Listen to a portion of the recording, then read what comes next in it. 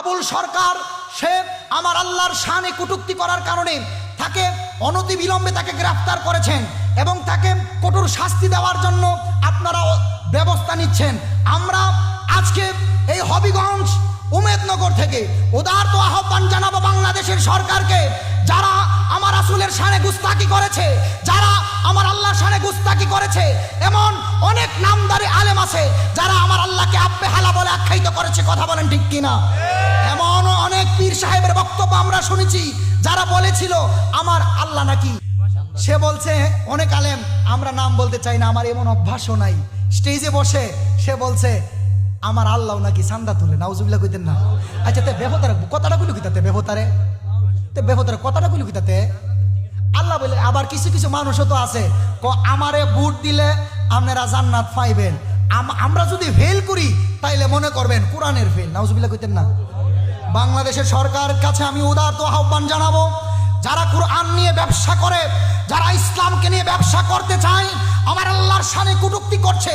আমরা বারবার বরাবরের মতোই দেখেছি বাংলাদেশের ইসলামী জলসার মধ্যে যারা আমার আল্লাহর নামে আল্লাহর শান নিয়ে কটূক্তি করছে, আমার হাবিবের শান নিয়ে কটূক্তি করছে। বাংলাদেশের আইন যদি সবার জন্য সমান হয়, আমরা যদি এই বৈষম্য বিরোধী আন্দোলন করে দেশকে একটা পরিবেশে নিয়ে এসেছে বলে আমরা দেখতে পাচ্ছি, এটা একটা মানুষদের দাবি। তাইলে আমরা জানতে চাই এই স্বাধীন দেশের মধ্যে এই বৈষম্য কেন থাকবে? যারা আল্লাহর শানে কটূক্তি করছে আপনারা তাদেরকেও গ্রেফতার করতে হবে। হাত তুলে বলেন ঠিক কিনা বলেন, জবান খুলে বলেন ঠিক কিনা বলেন। গত কিছুদিন আগে দেখলাম এক বাউল শিল্পী, তার নাম হচ্ছে আবুল সরকার। নামটা কি? আবুল সরকার। এই আবুল সরকার আমার আল্লাহ তাআলাকে নিয়ে কটূক্তি করে কথা বলেছে, আমরা দেখেছি তাকে গ্রেফতার করা হয়েছে। ইভেন তার জন্য সারা বাংলাদেশের আমাদের আহলে সুন্নাত ওয়াল জামাতের প্রত্যেকটা আলেমী তার শাস্তি দাবি করেছে, যেহেতু সে আল্লাহর সাথে গুস্তাকি করেছে। তার শাস্তি দাবি করেছে, আমিও তার শাস্তি দাবি করি। বাংলাদেশের সর্বোচ্চ শাস্তি, সে যেই হোক আল্লাহর শানে কটূক্তি করবে, রাসূলের শানে কটূক্তি করবে, তার অবশ্যই যথেষ্ট শাস্তি হওয়া প্রয়োজন। কথা বলেন ঠিক কিনা? আবুল সরকারকে যেমনি ভাবে গ্রেফতার করা হয়েছে, সে আল্লাহর শানে কটূক্তি করেছে, এমনি ভাবে সারা বাংলাদেশে অসংখ্য আলেম উলামাও রয়েছে যারা আমার আল্লাহর শানে কটূক্তি করেছে, আমার আল্লাহর শানে গুস্তাকি করেছে, রাসূলের শানে গুস্তাকি করেছে। আমি বাংলাদেশের প্রধান উপদেষ্টার প্রতি আমি উদারত আহ্বান জানাবো, বাংলাদেশের আইন উপদেষ্টার প্রতি আমি উদারত আহ্বান জানাবো, আপনারা যেমনি ভাবে আবুল সরকার সে আমার আল্লাহর শানে কটূক্তি করার কারণে তাকে অনতিবিলম্বে তাকে গ্রেফতার করেছেন এবং তাকে কঠোর শাস্তি দেওয়ার জন্য আপনারা ব্যবস্থা নিচ্ছেন। আমরা আজকে এই হবিগঞ্জ উমেদনগর থেকে উদারত আহ্বান জানাবো বাংলাদেশের সরকারকে, যারা আমার রাসূলের শানে গুস্তাকি করেছে, যারা আমার আল্লাহর শানে গুস্তাকি করেছে, এমন অনেক নামদারি আলেম আছে যারা আমার আল্লাহকে আব্বে হালা বলে আখ্যায়িত করেছে। কথা বলেন ঠিক কিনা?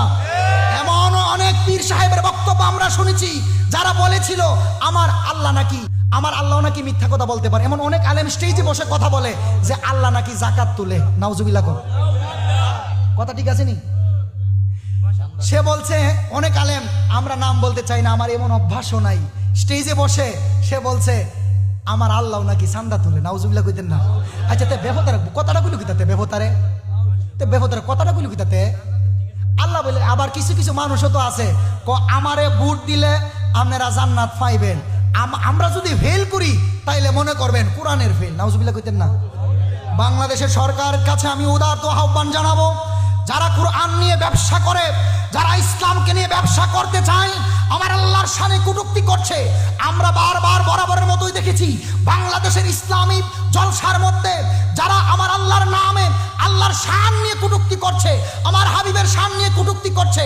বাংলাদেশের আইন যদি সবার জন্য সমান হয়, আমরা যদি এই বৈষম্য বিরোধী আন্দোলন করে দেশকে একটা পরিবেশে নিয়ে এসেছে বলে আমরা দেখতে পাচ্ছি, এটা একটা মানুষদের দাবি। তাইলে আমরা জানতে চাই এই স্বাধীন দেশের মধ্যে এই বৈষম্য কেন থাকবে? যারা আল্লাহর শানে কটূক্তি করছে আপনারা তাদেরকেও গ্রেফতার করতে হবে। হাত তুলে বলেন ঠিক কিনা বলেন, জবান খুলে বলেন ঠিক কিনা বলেন। আবুল সরকারকে যেভাবে শাস্তি দেওয়া হবে, যেই ব্যক্তি নবীর শানে কটূক্তি করেছে, আল্লাহর শানে কটূক্তি করেছে, তাকেও সেইভাবে শাস্তি দিতে হবে। হাত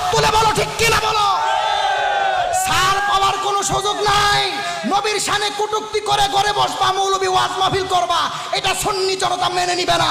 হাত তুলে বলুন ঠিক কিনা বলো। হিসাব বরাবর। ইয়া রাসূলুল্লাহ, আপনারা বুঝতে পেরেছেন? যেই হোক সে আমার বাবা হোক, আমার আল্লাহর সামনে কটূক্তি করলে তার কঠোর শাস্তি দিতে হবে। কথা বলেন ঠিক কিনা? গত কিছুদিন পূর্বে দেখলাম আমার এলাকায়, দুঃখের বিষয়, নবীনগর এক ছেলে কুরআন শরীফকে পা দিয়ে লাইথায়া এটারে আগুন দিয়ে পুরাই দিছে। নাউজুবিল্লাহ বলেন। আস্তাগফিরুল্লাহ। কেমন মায়ের কেমন সন্তান। এই জন্য বলে দিয়ে যায়, সচেতন থাকবেন, ইমান আমল ঠিক রেখে চলবেন। আল্লাহ পাক রব্বুল আলামিন আপনাকে আমাকে তৌফিক দান করুক। জবান খুলে বলেন আমিন।